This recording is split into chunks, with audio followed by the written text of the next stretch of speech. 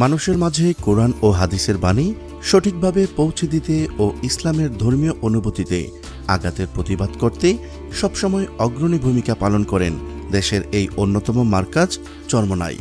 ভারতের দারুল উলুম দেওবন্দের চিন্তাধারাকে শতভাগ অনুসরণ করে বাংলার প্রতিটি জনপদে বিশুদ্ধ এলেম এবং তালিম প্রেরণা পৌঁছে দিতে অনন্য মারকাজের পাশাপাশি কাজ করে যাচ্ছে এই চরমোনাই মারকাজ।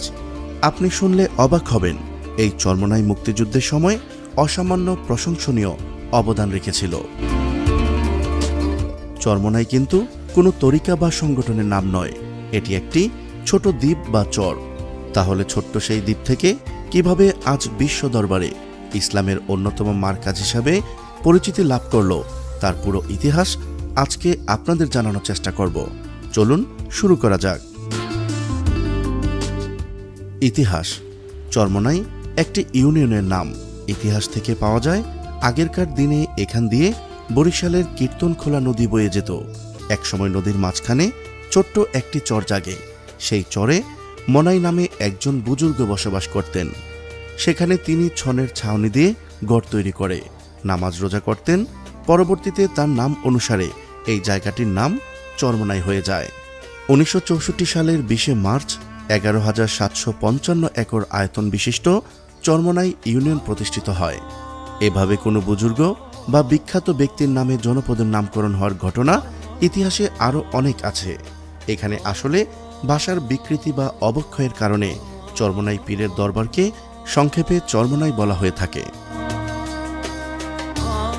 বরিশালের এই নদীবেষ্টিত এলাকায় সেই ভারত পাকিস্তান ভাগ হওয়ার আগেই সৈয়দ ইসহাক রহমতুল্লাহ আলাইহি 1933 সালে দিনা মাদ্রাসা প্রতিষ্ঠা করে আত্মশুদ্ধির মেহনত শুরু করেছিলেন। কিন্তু ইতিহাস থেকে আরও জানা যায়, এখানে প্রথমে তার নানা সৈয়দ আব্দুল জাব্বার ওরফে আহসানুল্লাহ কাশেমি রহমতুল্লাহ আলাইহি, যিনি দেওবন্দির একজন আলেম ও উজানির কারি ইব্রাহিম রহমতুল্লাহ আলাইহের প্রথম খলিফা ছিলেন। সেই প্রথম খানকা ভিত্তিক দিনের কাজ শুরু করেছিলেন। তবে সৈয়দ ইসহাক রহমতুল্লাহ আলাইহিকেই মাদ্রাসা ও বাংলাদেশ মুজাহিদ কমিটির স্থপতি হিসেবে মনে করা হয়।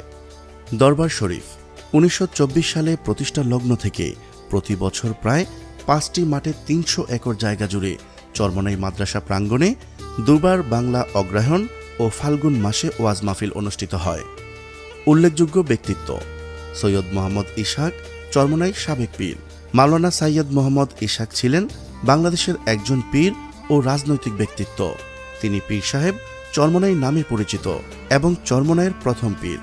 দ্বিতীয় পীর তার সন্তান মাওলানা ফজলুল করিমের মৃত্যুর পর তিনি অনুসারীদের মাঝে দাদা হুজুর নামে অভিহিত হন।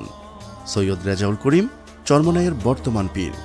চরমোনাই দ্বীপের জনসংখ্যার উপাত্ত 2011 সালের আদমশুমারি অনুযায়ী চরমোনাই ইউনিয়নের মোট জনসংখ্যা 28,790 জন।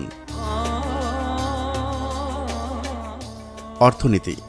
চরমোনাই ইউনিয়নের অর্থনীতি মূল কৃষি নির্ভর। এই অঞ্চলে ইটের ভাটা ছাড়া অন্য কোনো শিল্প কারখানা গড়ে ওঠেনি। দর্শনীয় স্থান ও স্থাপনা: ঐতিহ্যবাহী রাজারচর মহাবট আশ্রম, চরমোনাই কাওমি মাদ্রাসা, চরমোনাই কামিল মাদ্রাসা, চরমোনাই সেতু। প্রিয় দর্শক, আজ এই পর্যন্তই। শুরু থেকে শেষ পর্যন্ত চেষ্টা করেছি চরমোনাই সম্পর্কে সঠিক তথ্য উপস্থাপন করতে। কোথাও কোনো তথ্যগত ভুল কিংবা আপনার পরামর্শ থেকে থাকলে তা কমেন্ট করে জানাতে পারেন। নিশ্চয়ই আবারও দেখা হবে নতুন কোনো বিষয় নিয়ে। ততদিন পর্যন্ত ভালো থাকুন, সুস্থ থাকুন। আল্লাহ হাফেজ।